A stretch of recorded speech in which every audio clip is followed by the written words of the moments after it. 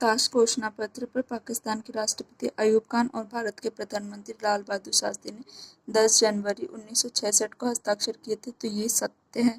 Tashkent घोषणा का उद्देश्य भारत और पाकिस्तान के बीच स्थायी शांति के लिए एकजुटता ढांचा बना, तो ये दोनों सत्य कथन दिखाई देते हैं। अब ताशकंद समझौता, भारत पाकिस्तान, अयूब खान राष्ट्रपति थे पाकिस्तान से और भारत के थे लाल बहादुर शास्त्री। 10 जनवरी 1966 को हस्ताक्षर हुए थे। यह कथन तथ्यात्मक रूप से सही, क्योंकि ताशकंद घोषणा का वास्तविक में इसी तारीख को हस्ताक्षर किए गए थे। 1965 के भारत पाक युद्ध के बाद सोवियत संघ द्वारा कराई गई एक शांति समझौता था ताशकंद समझौता, जिसे कहा गया था 1965 में हुआ था ये।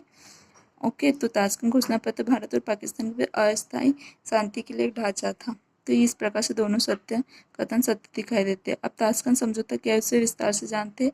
हस्ताक्षर किए गए थे। सोवियत संघ अब उज्बेकिस्तान का हिस्सा है, जहाँ पे ताशकंद 1965 भारत पाक युद्ध के द्वारा सुनिश्चित किया गया था। ओके, फिर सोवियत संघ के थे मंत्री थे एलेक्सी कोश्किन के द्वारा बातचीत की मध्यस्थता की थी, एलेक्सी कोश्किन। क्वेश्चन आता है कि ताशकंद समझौता के मध्य में किसने की थी? एलेक्सी कोश्किन ने की थी। तो दोनों राष्ट्र युद्ध पूर्व पदों पर सेना वापस करने में सहमत हुए थे। राजनयिक और आर्थिक संबंधों की बहाली, शांतिपूर्वक तरीके से विवादों की सुलझाने की प्रक्रिया। ताशकंद घोषणा का प्रभाव था।